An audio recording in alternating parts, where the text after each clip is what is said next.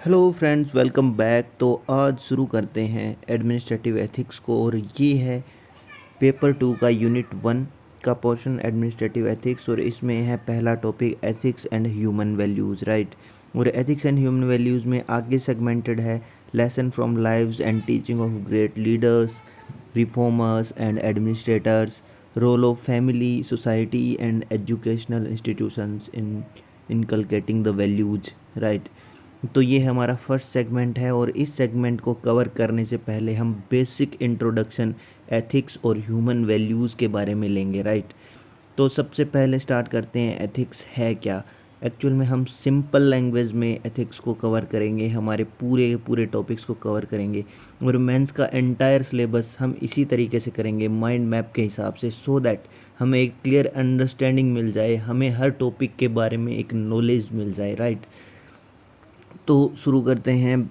जो डेफिनेशंस हैं, एक्चुअल में ये एब्सोल्यूट डेफिनेशन तो नहीं है, लेकिन फिर भी एक जनरल आइडिया है एथिक्स का कि ये एक फ़िलोसॉफी की ब्रांच है जो कि राइट और रॉन्ग कंडक्ट को डीमार्केट करती है, राइट। डीमार्केट करती है, डीमार्केट, राइट।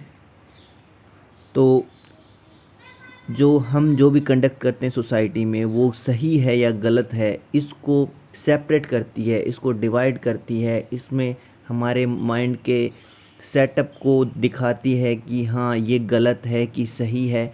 हम सिर्फ और सिर्फ एथिक्स के बेसिस पे ही हम इसको डीमार्केट कर सकते हैं, राइट।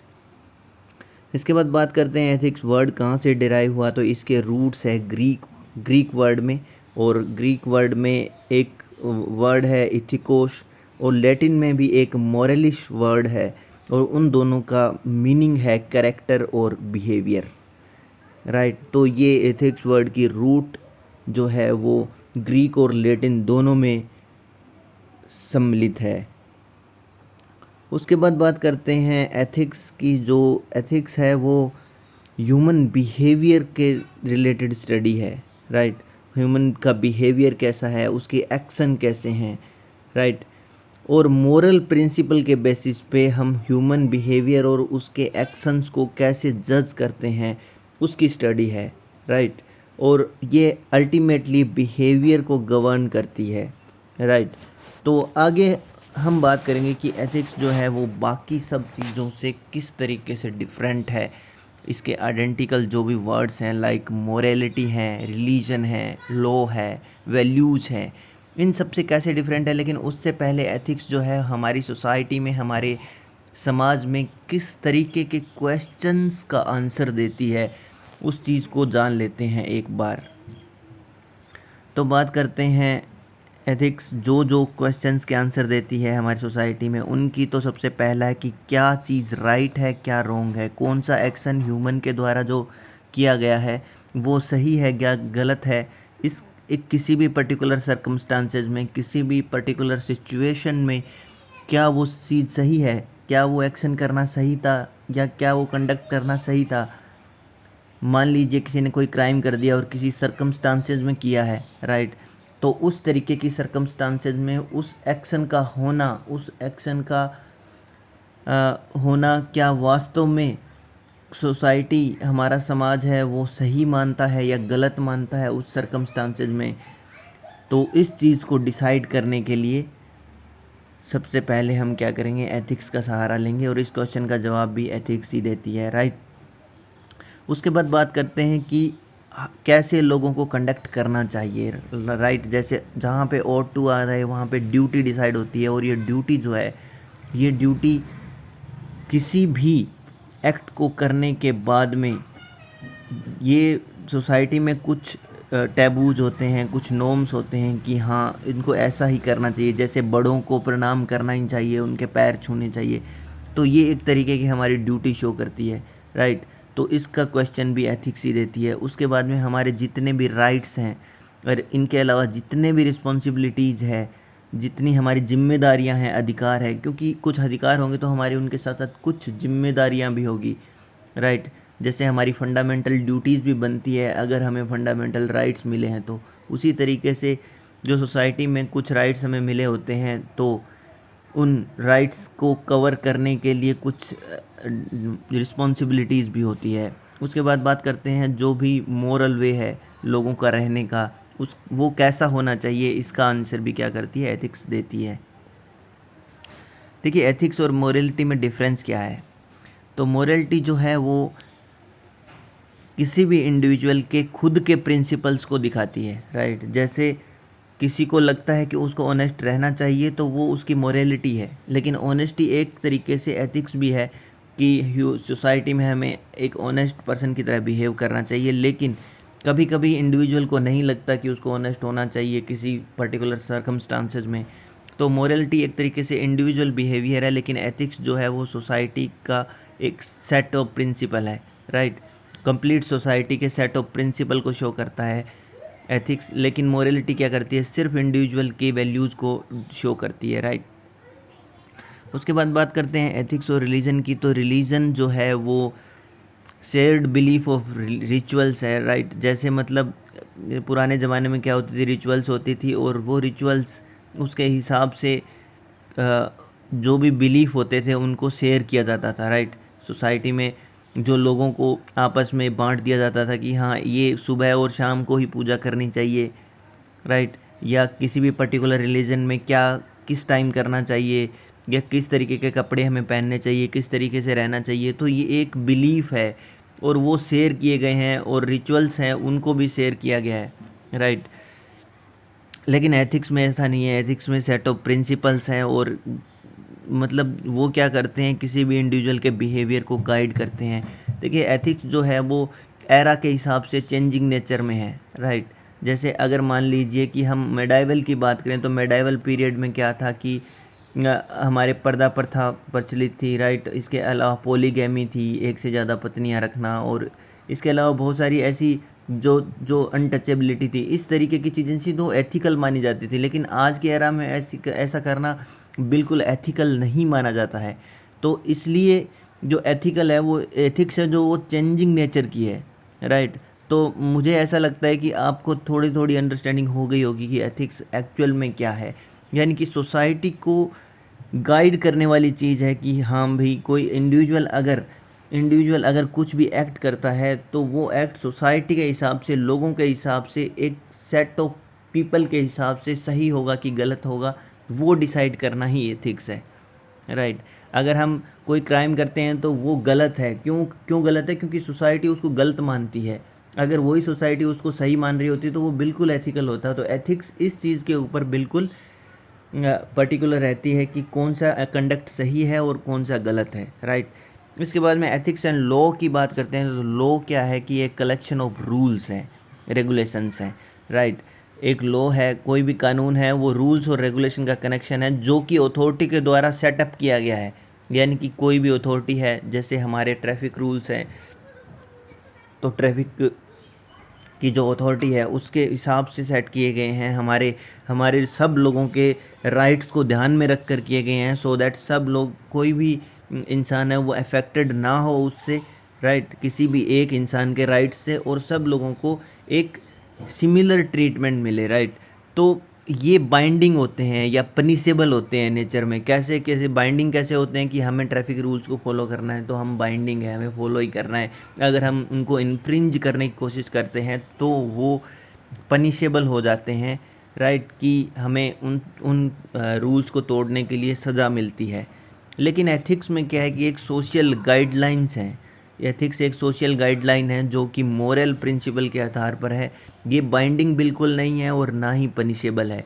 यानी कि एथिकल जो चीज़ें हैं वो हमें अगर ऑनेस्टी दिखानी है तो हम ये हमारी इंडिविजुअल एथिक्स के हिसाब से ही हमारी इंडिविजुअल रिस्पॉन्सिबिलिटी बनती है कि हमें ऑनेस्ट होना चाहिए सोसाइटी में, राइट।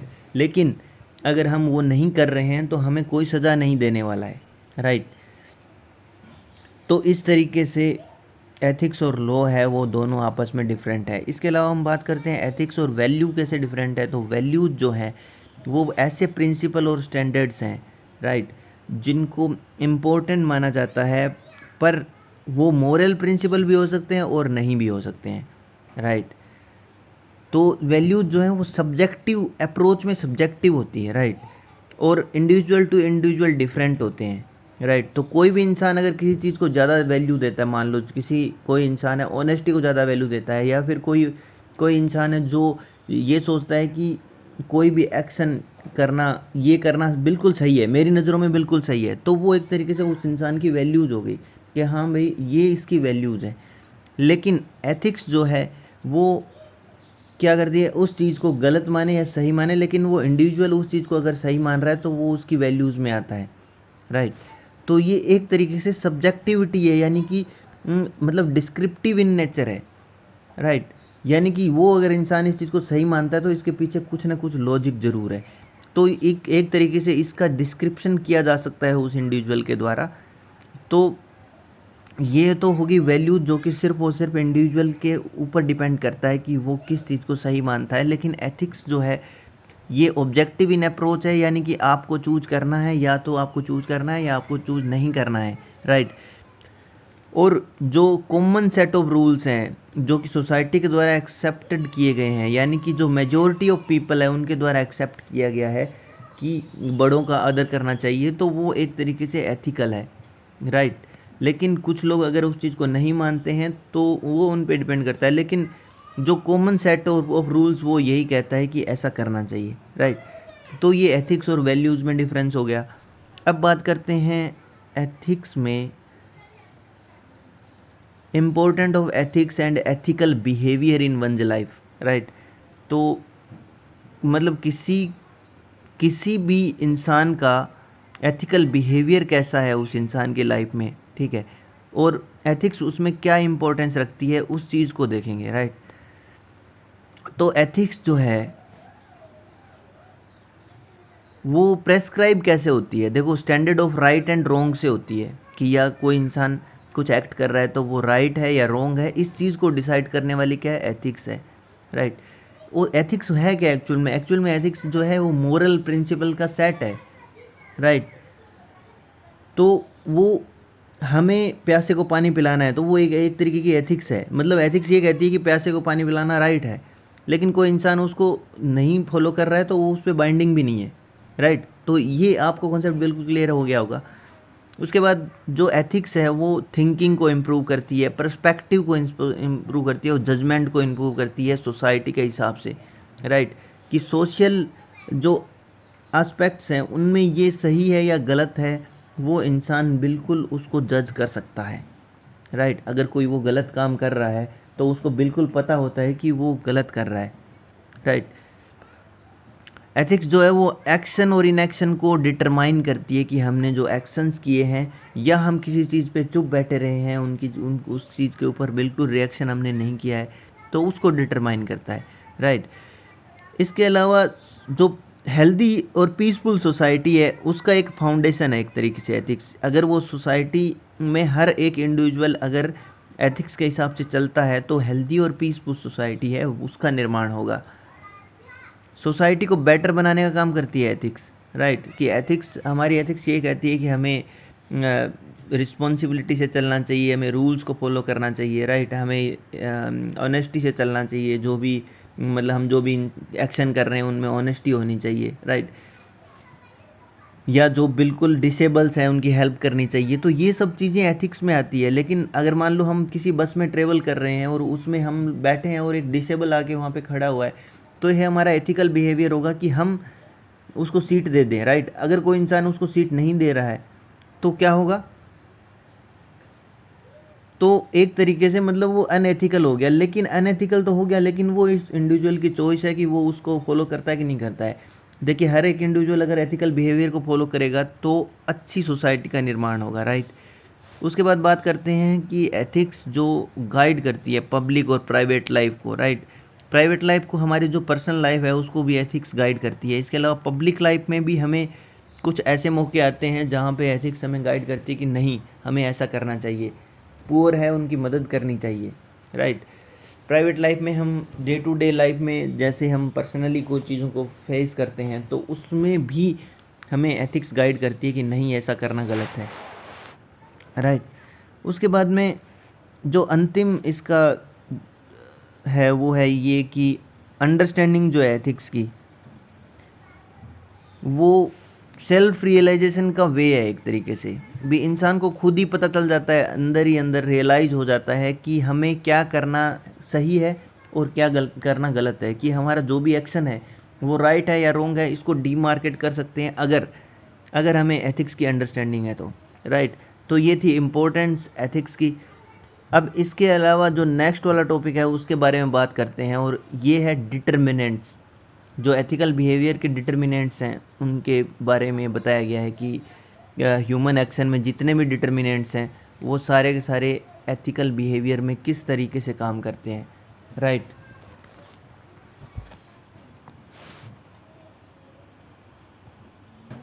तो जैसे मान लो हमें किसी भी इंडिविजुअल या ऑर्गेनाइजेशन का गोल यही होता है कि किसी किसी से भी ट्रस्ट को गेन करे, राइट, उससे रिस्पेक्ट को गेन करे, राइट। तो जैसे मान लो एडमिनिस्ट्रेशन में एथिक्स जो होती है वो बहुत हेल्पफुल होती है अकाउंटेबिलिटी में, अगर गुड गवर्नेंस हो एस्टेब्लिश करना हो तो उसमें, राइट। तो उसी तरीके से सोसाइटी में भी ये जो एथिक्स होती है वो बहुत इम्पोर्टेंट होती है, राइट। तो टाइम के हिसाब से एथिकल बिहेवियर के डिटर्मिनेंट्स की बात करें तो टाइम के हिसाब से हमने डिस्कस किया था कि मिडाइवल पीरियड में अनटचेबिलिटी को माना जाता था एथिकल, राइट। अनटचेबिलिटी को एथिकल माना जाता था, लेकिन अभी जो मॉडर्न एरा है उसके अंदर हमारे रूल्स भी बन गए हैं, फंडामेंटल राइट्स भी बन गए हैं अगेंस्ट द अनटचेबिलिटी, राइट। तो जो सती है और पर्दा प्रथा थी, अनटचेबिलिटी थी, इस तरीके की चीज़ें थी मिडाइवल इंडिया में बहुत ही एथिकल मानी जाती थी। लेकिन इसका जो परसेप्शन है वो टाइम के साथ चेंज हो गया है, यानी due course of the time change हो गया और मॉडर्न एरा में इन चीज़ों को बिल्कुल गलत माना जाने लगा, राइट। दूसरा पॉइंट है एक्सपीरियंस। तो एक्सपीरियंस है वो बहुत इम्पोर्टेंट है। जैसे मतलब अशोक जो थे उनका एक्सपीरियंस था कलिंग वॉर के बाद, एक तरीके से उनके एथिकल स्टैंडर्ड्स को चेंज कर दिया था उसने, राइट।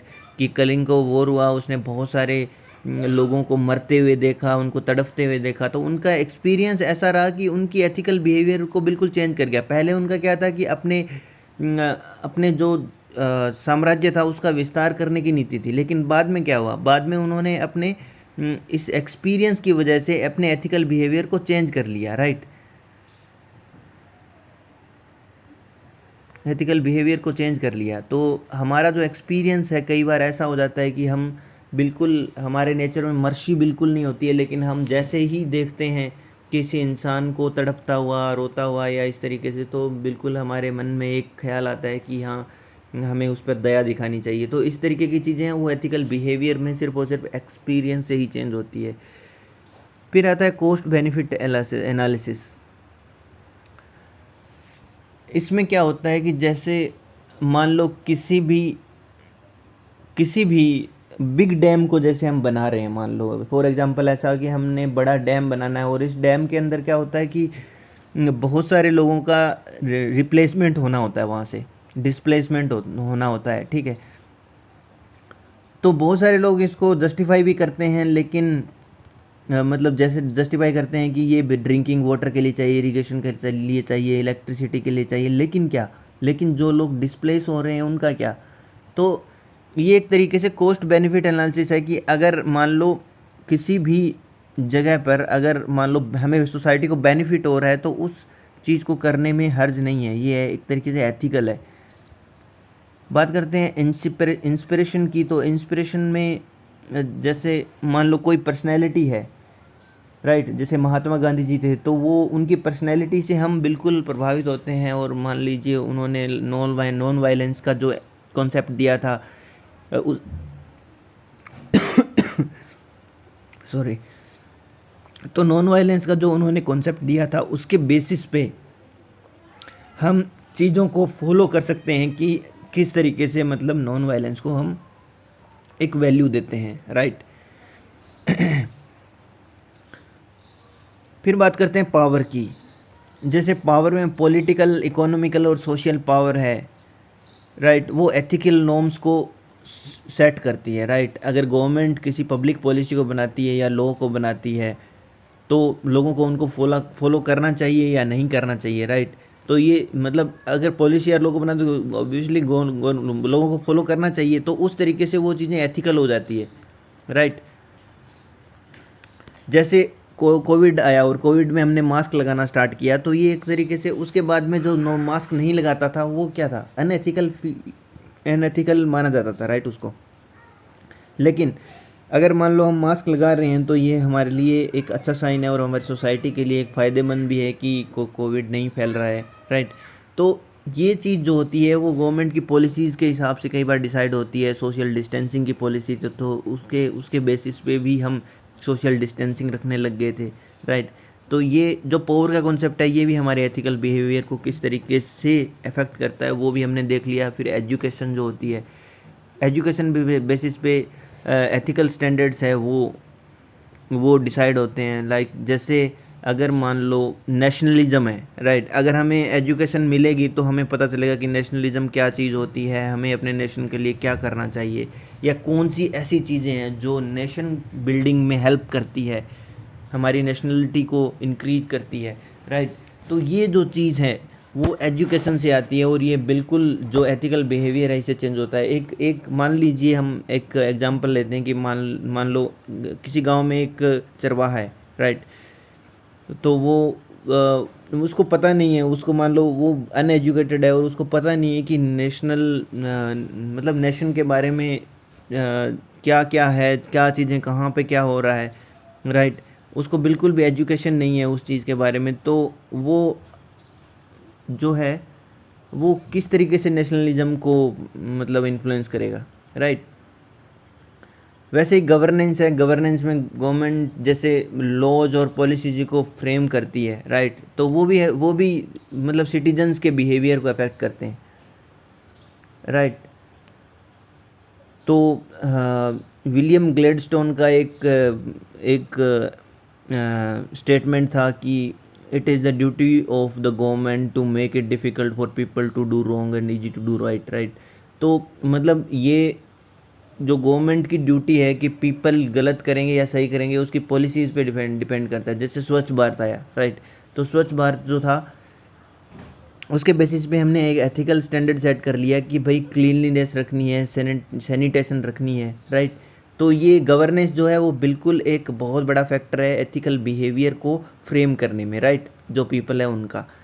फिर बात करते हैं ट्रेडिशन और कल्चर की। तो सोसाइटी में कुछ नॉर्म्स हैं जो कि सोसाइटी के एथिकल स्टैंडर्ड को शेप करते हैं और ये सोशल इन्फ्लुएंस की मदद से ऐसा होता है, राइट। और सोशल इन्फ्लुएंस की मदद से ऐसा होता है और जिन जिन ट्रेडिशन को सोसाइटी एक्सेप्ट करती है उन ट्रेडिशंस का असर क्या होता है, जनरेशन में फ़र्क पड़ता है उनका। मतलब जैसे अगली जनरेशन में हमारी जो ट्रेडिशन हमने फॉलो कर रखी है वो अगली जनरेशन भी उसको फॉलो करेगी, तो वो एथिकल स्टैंडर्ड्स हैं वो जेनेटिकली मतलब अपने अगली जनरेशन में ट्रांसफ़र हो जाएंगे, राइट। तो ये तो थे कुछ डिटर्मिनेंट्स जो कि एथिकल बिहेवियर को रिप्रेजेंट करते हैं ह्यूमन एक्शन में, राइट। बात करते हैं एथिक्स के जो विभिन्न प्रकार के डायमेंशंस है उनकी, राइट। और ये डायमेंशंस स्टार्ट होते हैं मेटा एथिक्स के साथ। और मेटा एथिक्स में क्या है कि मेटा एथिक्स जो है एक टाइप से एथिक्स का एक पार्ट है, राइट। तो यहाँ पर हम क्या करेंगे, एथिक्स के 4 पार्ट्स की बात करेंगे। एक तो हो गया मेटा एथिक्स, एथिक्स के 4 पार्ट्स की बात करेंगे। एक तो हो गया मेटा एथिक्स, उसके बाद में हो गया नॉर्मेटिव एथिक्स, उसके बाद में हो गया डिस्क्रिप्टिव एथिक्स और उसके बाद हो गया applied ethics, right, MNDA, right. तो अब जो है वो मेटा एथिक्स चल रहा है। तो मेटा एथिक्स में हम बात करते हैं, मेटा एथिक्स की थोड़े आगे मतलब डीप में जाने की कोशिश करते हैं कि मेटा एथिक्स एक्चुअल में क्या है, राइट।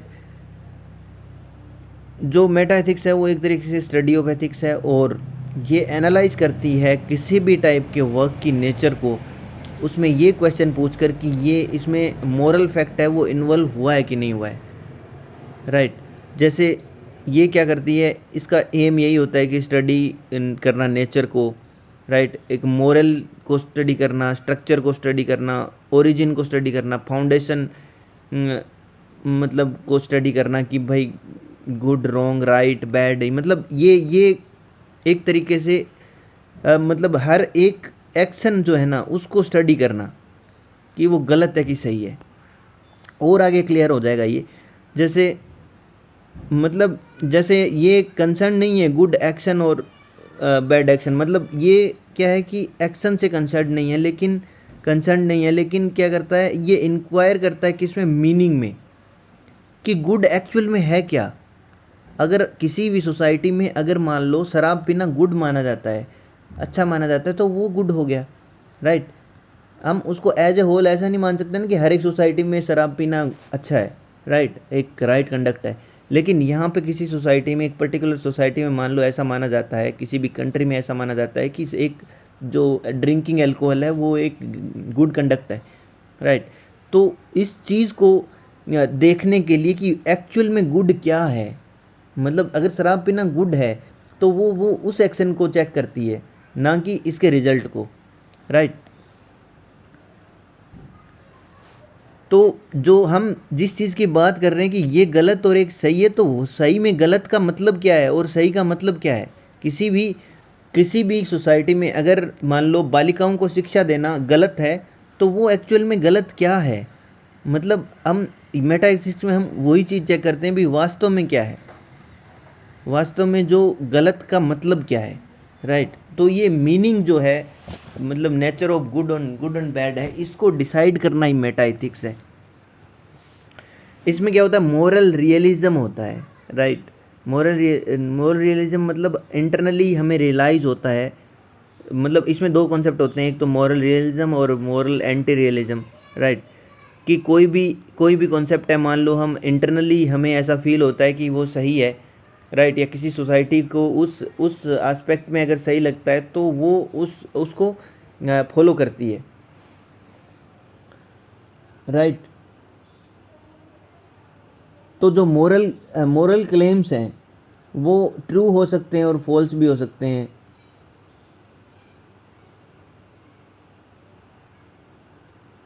उसके बाद में मोरल एंटी रियलिज्म की बात करते हैं। मोरल एंटी रियलिज्म जो है वो ऑब्जेक्टिव मोरल वैल्यूज़ की बात करता है।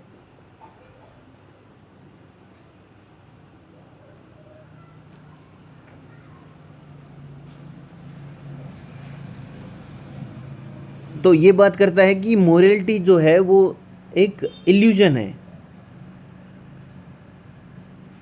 मोरलिटी जो है वो इल्यूजन है। और जो जो मोरलिटी है उसके बेसिस पे हम बिल्कुल ये नहीं बोल सकते कि क्या चीज़ सही है और क्या गलत है, क्लियरली डिफाइन नहीं कर सकते हैं। जैसे किसी सोसाइटी में अगर शराब पीने के कंडक्ट को सही माना जाता है तो वहाँ वो चीज़ मोरलिटी में आती है, लेकिन किसी और सोसाइटी है उसके अंदर शराब पीने के कंडक्ट को गलत माना जाता है तो वो वहाँ पे एक तरीके से क्या है, मोरलिटी नहीं है। तो ये एक तरीके से मोरल एंटी रियलिज्म का कॉन्सेप्ट है, वो ये बोलता है कि न, मतलब क्या चीज़ सही है और क्या गलत है ये क्लियरली डिफाइन नहीं किया जा सकता है,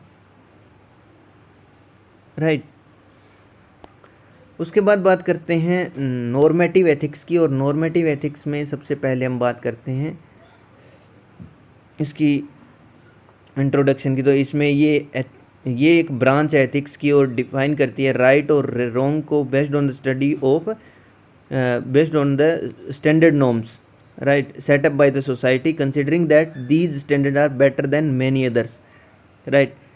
तो कोई भी कंडक्ट है, मान लो 3-4 कंडक्ट है उस एक ही एक्टिविटी के सापेक्ष, तो उनमें से मान लो एक कंडक्ट बिल्कुल थोड़ा सा मतलब कंपैरेटिवली बाकी चीज़ों से सही है, तो ये एक तरीके से नॉर्मेटिव एथिक्स में आ जाता है। इसमें 3 तरीके की चीज़ें होती है, एजेंट जो काम कर रहा है, जो यानी कि जो एक्ट करने वाला है, एक एक्ट इटसेल्फ जो एक्ट होने वाला है, और तीसरा कॉन्सिक्वेंसेज यानी कि रिजल्ट क्या मिलने वाला है, राइट। तो इसमें पहला आता है वर्च्यू एथिक्स। वर्च्यू एथिक्स में क्या होता है कि इंडिविजुअल जिस तरीके से अपनी लाइफ जीना चाहता है, राइट, वो जी रहा है, मतलब एक्शन से ज़्यादा फर्क नहीं पड़ता है, वो क्या कर रहा है क्या नहीं कर रहा है, लेकिन वो अपनी लाइफ जी रहा है, राइट। वो अपने तरीके से अपनी ज़िंदगी को जी रहा है, उसमें एक्शंस जो उसके द्वारा एक्शंस हो रहे हैं वो सोसाइटी पे क्या फ़र्क डाल रहे हैं, एथिकल है कि नहीं है, ये सब चीज़ें मतलब बिल्कुल उससे कंसर्न्ड नहीं है, मतलब लेस कंसर्न्ड है।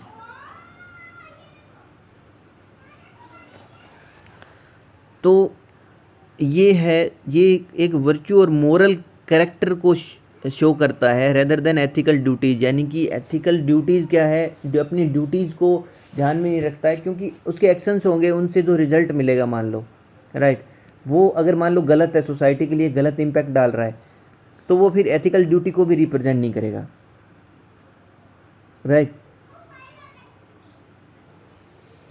तो जो अब मान लो बात करते हैं, मान लो प्लेटो हो गया, अरस्तु हो गए, उन्होंने फोकस किया था जो इनहेरेंट कैरेक्टर ऑफ मैन है रेदर देन स्पेसिफिक एक्शन। यानी कि जो इंसान के इंटरनल जो करेक्टर है उन वो अगर सही होंगे, राइट। अगर प्लेटो और अरस्तु ने जिस तरीके से इसको नॉर्मेटिव एथिक्स को वर्च्यू एथिक्स में डिफाइन किया है, उन्होंने ये बोला है कि जो इनहेरेंट करेक्टर है मैन का, अगर वो सही होगा तो स्पेसिफिक एक्शंस होंगे वो भी बिल्कुल सही होंगे।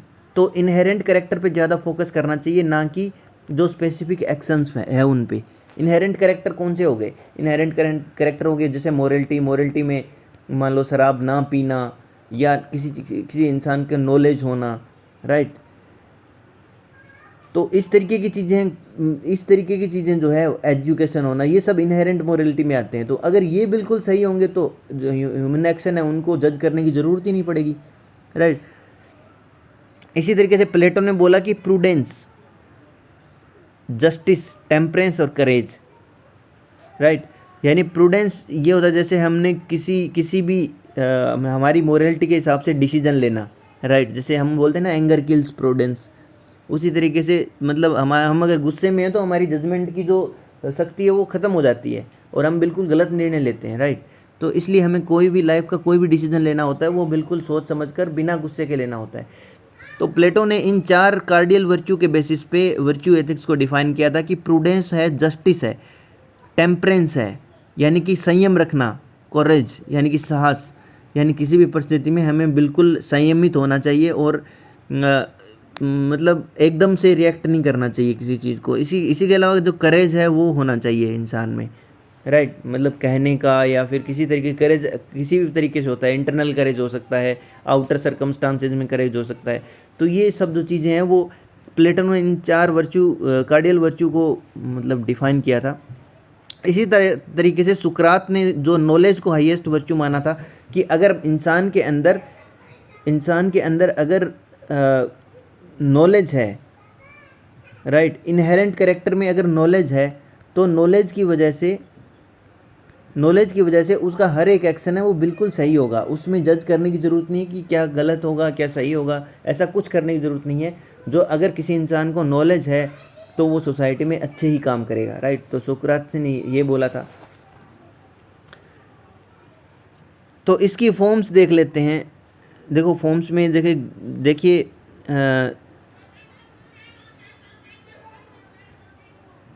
यूडाइमेंस्टिक वर्च्यू एथिक्स जो है वो एक ग्रीक फिलोसफी में इनका मीनिंग होता है हैप्पीनेस, यानी कि अच्छी लाइफ को लीड करने वाला। यानी कि अगर हैप्पीनेस होगी तो लाइफ बिल्कुल अच्छी होगी, ठीक है। तो ये इस तरीके एक ग्रीक फॉर्म भी है इसकी वर्च्यू एथिक्स की।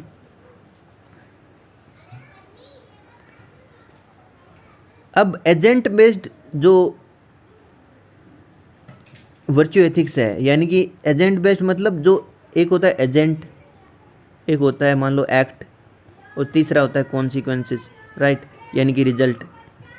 अब क्या है, जो एजेंट जो है वो उसके बेसिस पे वर्च्यू एथिक्स को डिफाइन कौन कर रहा है? यहाँ पे एक माइकल स्टोल थे, उन्होंने ये कॉन्सेप्ट दिया था, ठीक है, कि भाई इंसान की अगर कॉमन सेंस है तो वो अगर कॉमन सेंस से जजमेंट करेगा, कॉमन सेंस से डिसीजन लेगा, कॉमन सेंस से कोई एक्ट करेगा तो वो सही ही होगा, राइट।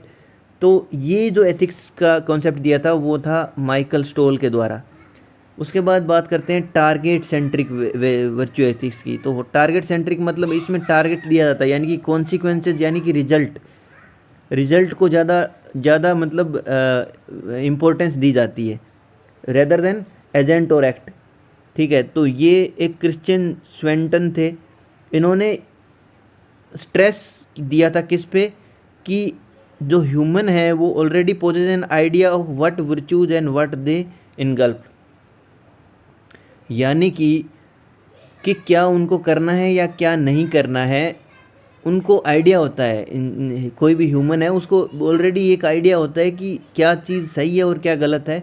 तो ये टारगेट सेंट्रिक ऐसे है कि मान लो इसके रिजल्ट्स है वो ह्यूमन ह्यूमन को अगर पता होगा कि क्या सही है और क्या गलत है, तो उसके टारगेट सेंट्रिक में उनके टारगेट्स भी बिल्कुल सही होंगे। इसके अलावा प्लेटो ने जो 4 कार्डियल कंसेप्ट दिए थे, जो हमने देखे थे कि कौन सा प्रूडेंस है, जस्टिस है, टेम्परेंस है, करेज है, ये 4 कार्डियल वर्च्यूज़ दिए थे, वो भी प्लेटोनिस्टिक वर्च्यू बोलते हैं उसको, राइट। तो हमने देख ली है कि कौन कौन सी फॉर्म्स है। पहली है यूडाइमोनिस्टिक वर्च्यू एथिक्स, उसके बाद में एजेंट बेस्ड है, तीसरा टारगेट सेंट्रिक है, चौथा प्लेटोनोस्टिक है, राइट। और फिफ्थ जो है वो एथिक्स ऑफ केयर है, राइट। और ये दिया था किसने? एनेट बेयर ने दिया था। और इसमें इन्होंने बोला था कि मैन जो है, आदमी जो है, आदमी की एक नेचर होती है ऑटोनॉमी, यानी कि वो मैस्कुलाइन होता है और मैस्कुलाइन नेचर के हिसाब से वो ऑटोनॉमी में विश्वास रखता है, यानी कि खुद का डिसीजन लेने में, राइट। खुद का डिसीजन लेगा और एक तरीके से डोमिनेटिंग डिसीजन लेगा। तो मैन जो है वो मैस्कुलाइन में भरोसा करता है, यानी कि खुद की ऑटोनॉमी में भरोसा करता है, और वुमेन जो है वो फेमिनाइन में भरोसा करती है, यानी कि पैसेंस, यानी कि औरत के पास में पैसेंस ज़्यादा होता है, वो उसी बेसिस पे डिसीजन लेती है। और इंसान जो आदमी जो है, मैन जो है, वो क्या करता है? ऑटोनॉमी के बेसिस पे डिसीजन लेता है। ये इन्होंने बोला था, किसने? एनेट बेयर ने बोला था जो, और इसको बोलते हैं एथिक्स ऑफ केयर।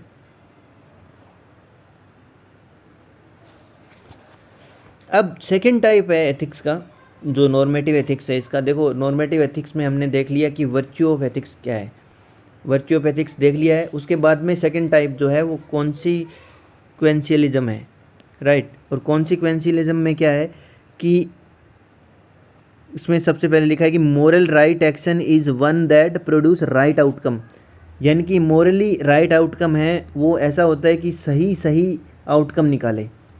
ये आपस में कंफ्यूज हो सकते हैं, राइट। तो इसको ध्यान से देखने की ज़रूरत है, कि माइंड में एक सेटअप बनाने की ज़रूरत है कि कौन सा क्या बोल रहा है। वर्च्यू जो है, वर्च्यू में हमने देखा था कि 3 एजेंट, एक्ट और कॉन्सिक्वेंसेस लिए गए थे। उसके बाद में एथिकल ड्यूटीज़ है, उनके ऊपर ज़्यादा ध्यान ना दे के और वर्च्यू पे ध्यान दिया गया था, इनकी मॉरल कैरेक्टर पे ध्यान दिया गया था। इसके बाद में प्लेटो और अरस्तु ने अपने अपने जो कॉन्सेप्ट दिए थे कि इंसान अगर मान लो इनहेरेंट कैरेक्टर सही है तो स्पेसिफिक एक्शन है वो भी बिल्कुल सही होंगे, राइट। फिर प्लेटो ने अपने 4 कार्डिनल वर्च्यूज़ दिए थे कि प्रूडेंस है, जस्टिस है, टेम्परेंस है, करेज है। देखिए, प्रूडेंस क्या होता है? हमारी निर्णय लेने की क्षमता या शक्ति होती है। प्रूडेंस को कैसे किल किया जा सकता है? एंगर किल्स प्रूडेंस, यानी कि अगर मान लो एंगर है तो वो प्रूडेंस को किल कर देगा, ठीक है। और फिर जस्टिस मानते हैं कि हम जस्टिस सही से नहीं कर पाएंगे, अगर जस्टिस सही से कर रहे हैं तो हमारा आउटकम भी सही से निकलेगा। अगर टेम्परेंस है, किसी भी चीज़ में संयम है, राइट, तो वो उसका आउटकम भी बिल्कुल सही से निकलेगा। अगर इंसान करेजियस है इंटरनली और मतलब एक्सटर्नली, तो वो भी उसका भी आउटकम बिल्कुल सही से निकलेगा। फिर सुकरात ने ये बोला था कि नॉलेज जो है वो हाईएस्ट वर्च्यू है, राइट, कि नॉलेज जो है वो सबसे बड़ी वर्च्यू है। और मतलब नॉलेज होने की वजह से सोसाइटी में हम जो भी एक्शन करेंगे वो बिल्कुल और बिल्कुल सही से आएगा, क्या उसका आउटकम।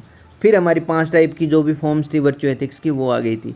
फिर बात करते हैं कॉन्सिक्वेंशलिज्म की। तो इसमें क्या है कि राइट आउटकम पे बात की जाती है। राइट एक्शन क्या करता है? राइट आउटकम प्रोड्यूस करेगा, सही है।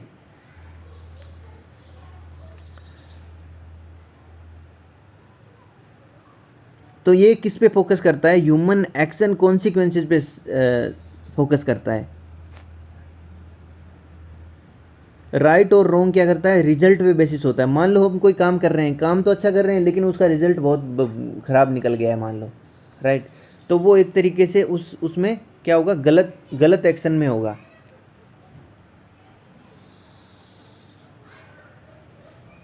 राइट। उसके बाद में ओवरऑल कॉन्सिक्वेंसेज है, यानी कि अंत भला तो सब भला, यानी कि अगर मान लो ओवरऑल कॉन्सिक्वेंसेज है वो सही से निकल गए, तो क्या होगा? वो कोई भी एक्शन है वो बिल्कुल और बिल्कुल सही होगा। अब इसमें जो वर्च्यू है ना, वर्च्यू को हिंदी में बोलते हैं गुण, ठीक है। अब गुण के आधार पे कोई भी एक्शन या आउटकम है, हमारे गुण अच्छे हैं तो बिल्कुल आउटकम सही ही निकलेगा, राइट। और ये किसने बोला था? प्लेटो ने बोला था और एरिस्टो ने बोला था। यहाँ समझ में आ गया होगा वर्च्यू एथिक्स। अब कॉन्सिक्वेंशलिज्म है, ये क्या है? कॉन्सिक्वेंसेज यानी कि राइट, यानी कि एजेंट एक्ट और कॉन्सिक्वेंसेज जो थे ना, इसमें कॉन्सिक्वेंसेज पे ध्यान देता है ये, ठीक है। और कॉन्सिक्वेंसेज में अगर राइट काइंड ऑफ कॉन्सिक्वेंसेज है ना, तो वो एक्ट चाहे कितना भी गलत हुआ हो, अंत भला तो सब भला, यानी कि उसके आउटकम सही निकला है तो बिल्कुल वो सही ही होगा, ये बोलता है कॉन्सिक्वेंशलिज्म। यानी कि इंसान को वो कॉन्सिक्वेंसेज वो चूज़ करने चाहिए, वो एक्शन चूज़ करने चाहिए जो कि मैक्सिमम गुड कॉन्सिक्वेंसेज को शो करे, यानी कि मैक्सिमम उसका आउटकम सही निकले सोसाइटी के हिसाब से। तीसरा टाइप है डियोंटोलॉजिकल एक तरीके से ड्यूटी होती है, राइट। और ये हमारी एडमिनिस्ट्रेटिव एथिक्स है, वो बहुत उसमें जैसे पब्लिक एडमिनिस्ट्रेशन में भी बहुत काम किए, राइट। ये ड्यूटी और ऑब्लिगेशन होता है एथिक्स के बेसिस पे, और इसका ग्रीक वर्ड डियोन से ओरिजिन है, और डियोन का मतलब है duty, right. One has act in accordance with a certain set of principle and rules regardless of outcome, यानी कि आउटकम का कुछ भी हो उसका, राइट, कुछ आउटकम पे बिल्कुल ध्यान नहीं देना है, सिर्फ और सिर्फ सेट ऑफ प्रिंसिपल्स है उनको फॉलो करना है। यानी कि जैसे मान लो कोई इंसान पुलिस फोर्सेज में है और उसके सामने बहुत सारी भीड़ खड़ी है और उसको लाठीचार्ज का आदेश दे दिया, तो सेट ऑफ प्रिंसिपल्स ये कहता है कि तुम्हें लाठीचार्ज करना है, तुम्हें फॉलो करना है सीनियर्स के ऑर्डर्स को, राइट। तो वो क्या करेगा? अपने सीनियर्स के ऑर्डर्स को फॉलो करेगा, वो ये नहीं देखेगा कि आउटकम क्या है, उसकी वजह से लोगों को लाठियाँ लगेगी, उनको वो घायल हो जाएंगे, इंजर्ड हो जाएंगे, वो सब नहीं देखेगा। यानी एथिकल थिंकिंग क्या है? एथिकल थिंकिंग तो ये है कि भाई नॉर्मली किसी भी इंसान को इंजर नहीं करना है, लेकिन ये डियोंटोलॉजिकल में क्या है कि सिर्फ ड्यूटी को प्रायोरिटी दी जाती है, ना कि आउटकम को। यानी कि क्या हो रहा है सामने वो नहीं देखना, हमें जो ऑर्डर मिला है उसके हिसाब से करना है। जैसे मिलिट्री फोर्सेज में भी ये इन चीज़ों को डियोंटोलॉजिकल को भी यूज़ किया जाता है। ये क्या करता है? कॉन्सेप्ट किस पे बेसिस होता है? कैटेगोरिकल इम्पेरेटिव, मतलब एक तरीके से ये इम्पेरेटिव है, कैटेगोरिकल इम्पेरेटिव है, और जर्मन फिलोसोफर इमैनुअल कांत ने इसको प्रोपाउंड किया था। एब्सोल्यूट और unconditional command which should be followed at all circumstances, चाहे कैसी भी कमांड हो, अनकंडीशनल हो, उस कंडीशन में बिल्कुल फुलफिल नहीं कर रही हो, लेकिन हमें उसको फॉलो करना है, राइट। अब क्या है कि फॉर एग्जाम्पल जैसे अवॉइड इंजरी टू अदर्स, ये भी तो डियोंटोलॉजिकल हो सकता है, क्योंकि जैसे सोसाइटी के अंदर जैसे मान लो हमारी ये ड्यूटी बनती है भी किसी भी इंसान को इंजर नहीं करना है, तो ये एक तरीके से डियोंटोलॉजिकल एथिक्स जो है उसका एक एग्जाम्पल है। ह्यूमन बीइंग की एक यूनिक कैपेसिटी है कि वो रैशनैलिटी कर सकता है, यानी कि किसी में मतलब किसी भी चीज़ में वो क्या कर सकता है, एक तरीके से डिफाइन कर सकता है कि कौन सी चीज़ कैसे हो रही है, जो कि दूसरे कोई एनिमल है वो पोज नहीं करते हैं उस चीज़ को भी, हाँ किस तरीके से कोई चीज़ अलग है, कौन सी चीज़ किस तरीके से अलग है, वो सब चीज़ों को एक ही मानते हैं एनिमल्स, लेकिन ह्यूमन है वो रैशनलाइज कर सकता है किसी भी चीज़ को। डियोंटोलॉजिकल एथिक्स है वो फोकस करती है राइटनेस और रॉन्गनेस को, और मतलब उनके एक्शन के हिसाब से, राइट, उनके एक्शन के हिसाब से। यानी कि अगर मान लो हमने ड्यूटी को फॉलो किया तो वो राइट एक्शन हो गया, ठीक है, और अगर हमने ड्यूटी को फॉलो नहीं किया तो वो रॉन्ग एक्शन हो गया। लेकिन वो क्या करती है? कॉन्सिक्वेंसेज को नहीं जज करती है, कॉन्सिक्वेंसेज सही आ रहे हैं कि गलत आ रहे हैं उसको कोई मतलब नहीं है, उसको मतलब है ड्यूटी को फॉलो किया गया कि नहीं किया गया। अगर ड्यूटी को फॉलो किया गया चाहे उसके कॉन्सिक्वेंसेज गलत हो तो वो गलत ही सही, राइट। तो ये एक तरीके से डियोंटोलॉजिकल एथिक्स है उसका पार्ट है।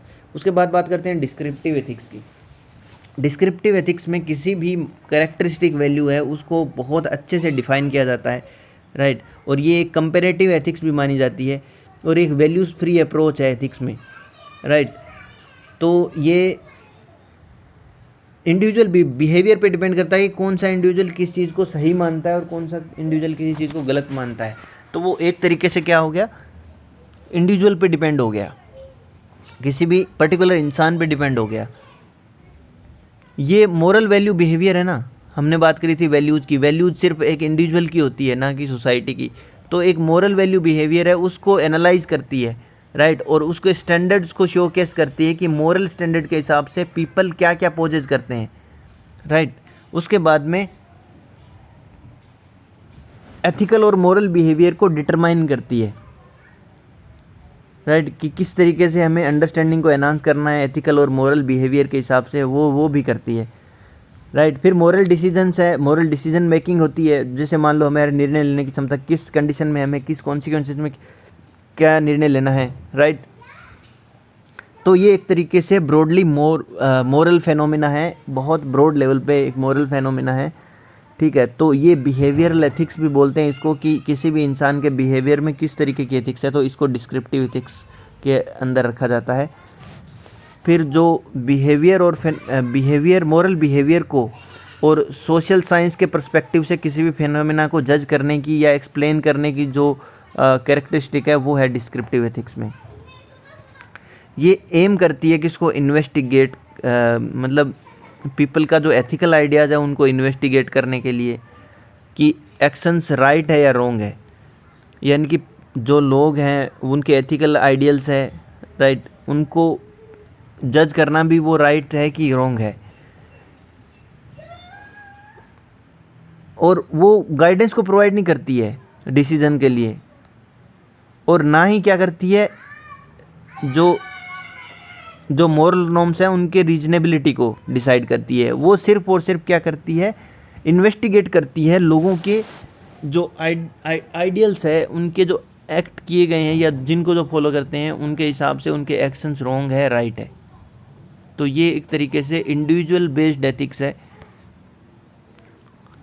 ये क्या करती है, सिंपली एक्सप्लेन करती है एग्जिस्टिंग एथिकल कोड को। ठीक है, और जो भी ग्रुप या सोसाइटी के द्वारा जो भी एग्जिस्टिंग एथिकल कोड है उनको अपनाया जा रहा है, उन सबको उनको ही डिसाइड करने, उनको ही क्या करती है, एक्सप्लेन करती है। राइट, तो ये था डिस्क्रिप्टिव एथिक्स। आई थिंक आपको समझ में आ गया होगा कि ये सिर्फ और सिर्फ इंडिविजुअल को मतलब टारगेट करते हुए जो भी उसकी एथिकल वैल्यूज़ है, उसके बिहेवियर में जो एथिक्स है उसको जज करना उसका काम है। ठीक है, और जो मोरल बिहेवियर और फेनोमेना है, जो भी इंसान जो फॉलो करता है सोसाइटी सोशल साइंस पर्सपेक्टिव से, उनको एनालाइज करना इसका काम है।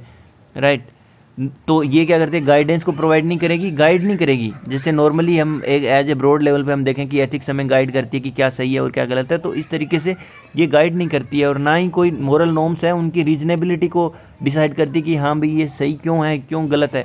लेकिन ये क्या करती है, सिर्फ और सिर्फ बिहेवियर पे फोकस करती है, किसके, इंडिविजुअल के।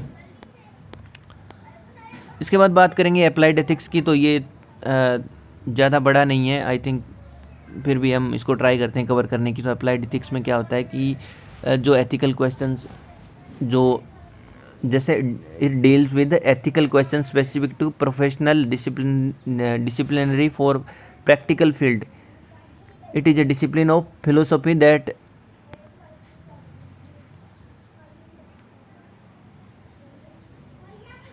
Real life situations and answer difficult moral questions people face in their daily life. देखिए, ये जो अप्लाइड एथिक्स है वो क्या करती है, अप्लाइड चीज़ें क्या होती है, एक तरीके से एक्सपेरिमेंटल चीज़ें होती है। राइट, मान लो एक अप्लाइड फिजिक्स है, अप्लाइड फिजिक्स कहाँ पे यूज हो रही है, जैसे मान लो हम क्या कर रहे हैं, जैसे नॉर्मली हमें एक बेसिक अंडरस्टैंडिंग है कि किस तरीके से हम जो सैटेलाइट है वो अर्थ के चारों ओर चक्कर काटेंगे, या किस तरीके से वो प्रोजेक्ट करेंगे, किस तरीके से वो मतलब सेंसिंग करेंगे। राइट, कम्युनिकेशन सैटेलाइट है वो किस तरीके से काम करेंगे। ये तो हो गया एक तरीके से इसका प्रिंसिपल। लेकिन उसको अप्लाई किस तरीके से करना है, किस तरीके से उसको उनको मतलब उस प्रोजेक्टाइल में पहुंचाना है। राइट, उनको प्रक्षेपित कैसे करना है। तो इस तरीके से ये जो फिजिक्स है वो अप्लाइड होगी। वैसे ही एथिक्स में क्या है कि कोई मतलब मोरल क्वेश्चंस है उनका आंसर देना है, रियल लाइफ की सिचुएशन में आंसर देना है। जैसे हम केस स्टडीज़ पढ़ेंगे, डेली लाइफ में हम किस तरीके से चीज़ों को फेस करते हैं उनके बारे में आंसर देना है। तो ये सब चीज़ें हैं वो अप्लाइड एथिक्स डील करती है। जो डिफ़िकल्ट मोरल क्वेश्चन होते हैं उनको क्या करती है वो एक तरीके से सिंप्लीफाई करती है। ये किसी भी, जैसे बिजनेस में हो गया, गवर्नेंस में हो गया, किसी भी तरीके से कहीं भी हो सकता है। सोशल, इकोनॉमिकल और कल्चरल, रिलीजियस फील्ड, ये जैसे सोशल हो गया, इकोनॉमिकल फील्ड हो गया, कल्चरल हो गया, रिलीजियस फील्ड में क्या होगा, हमें गाइड करेगी। जैसे यूथनेसिया है, राइट, वो सही है कि गलत है। चाइल्ड लेबर है वो सही है कि गलत है। वुमेन का अबॉर्शन है वो सही है कि गलत है। एनिमल राइट्स है वो सही है कि गलत है। किसी भी पर्टिकुलर सिचुएशन में उसको क्या करती है, अप्लाइड एथिक्स जो है वो हमें आंसर करती है उस क्वेश्चन का कि हमें क्या करना चाहिए। It is immoral to get abortion for the women, मतलब वुमेन के लिए अबॉर्शन कराना सही है कि गलत है, इमोरल है क्या? तो ये अप्लाइड एथिक्स है, यही इसका आंसर दे सकती है। लेकिन उसमें भी कुछ सिचुएशंस होती है कि किस तरीके से, कोई मान लो रेप सर्वाइवल है तो उसका अबॉर्शन कराना सही है, या भी किसी तरीके से भी कुछ भी हो सकता है, राइट।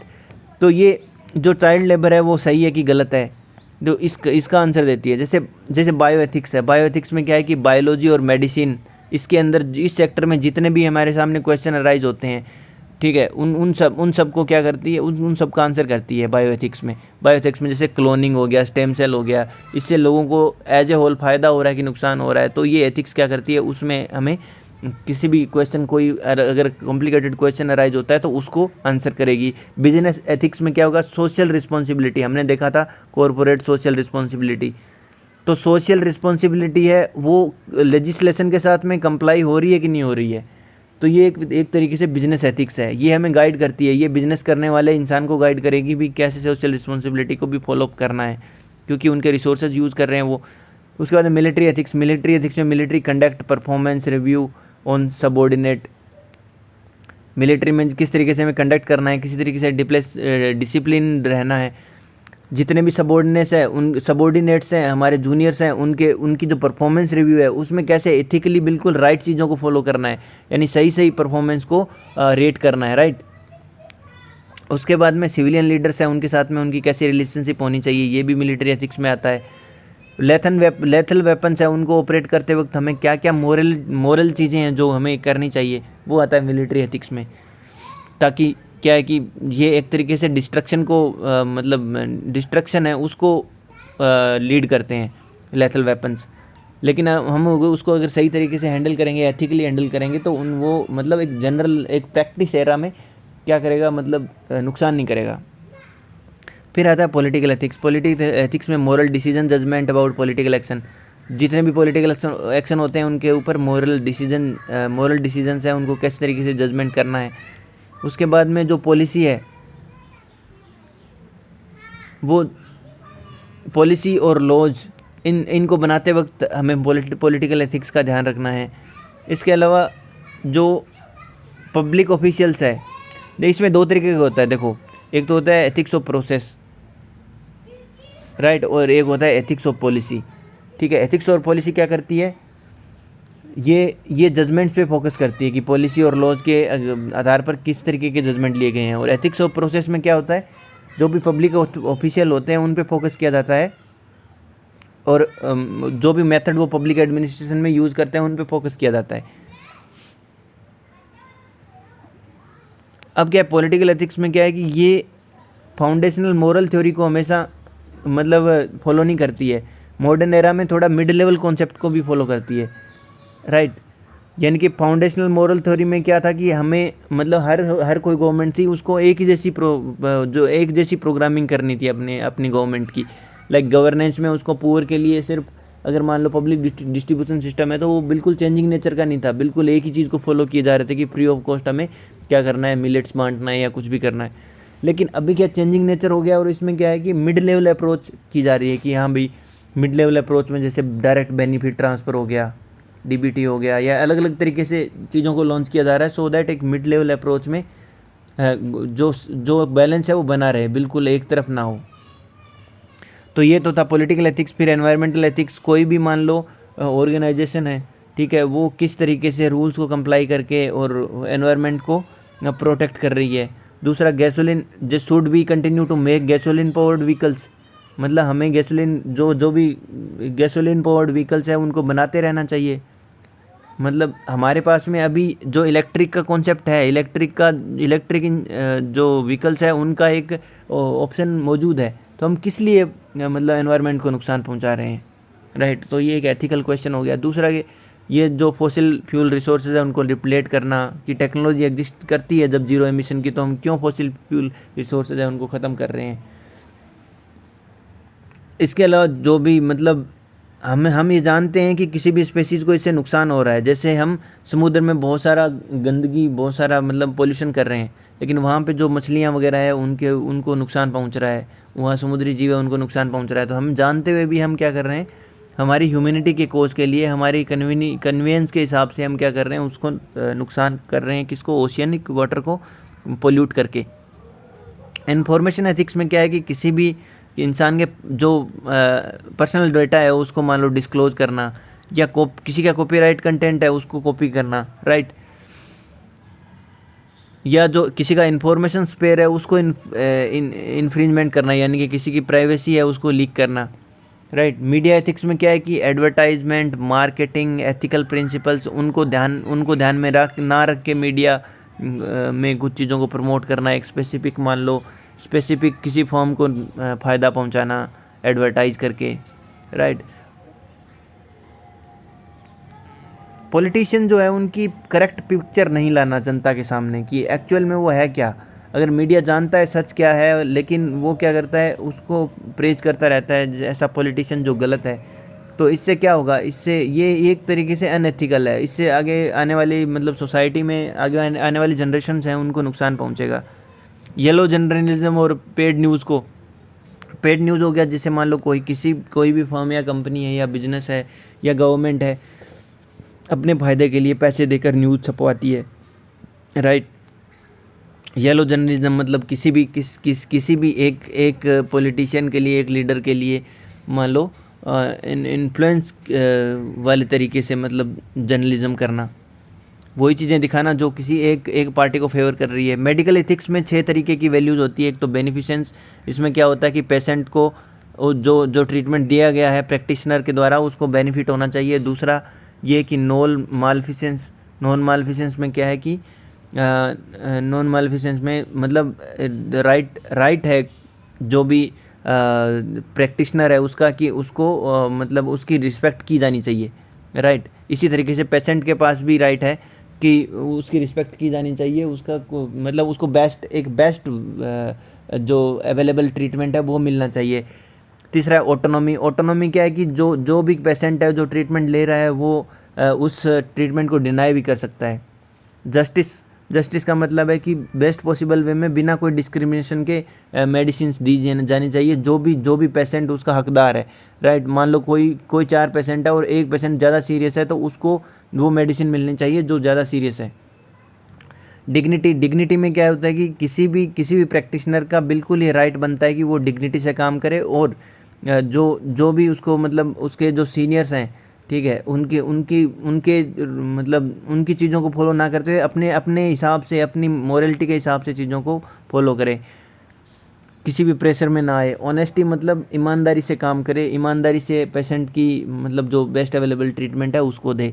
फिर आता है लीगल एथिक्स। लीगल एथिक्स में मॉडल रूल गवर्निंग इश्यूज आते हैं, ठीक है। उसमें आता है कि जैसे कोई मान लो हम लीगल इश्यूज़ में हम कोई लीगल एडवाइस लेने जाते हैं मान लो किसी लॉयर से, तो क्लाइंट और लॉयर के बीच में क्या रिलेशनशिप होना चाहिए उसको शो करता है। फिर इंटेग्रिटी को मेंटेन करने के लिए, इंटीग्रिटी को मेंटेन करते हुए प्रोफेशन करना है, यानी कि सत्यनिष्ठा के साथ।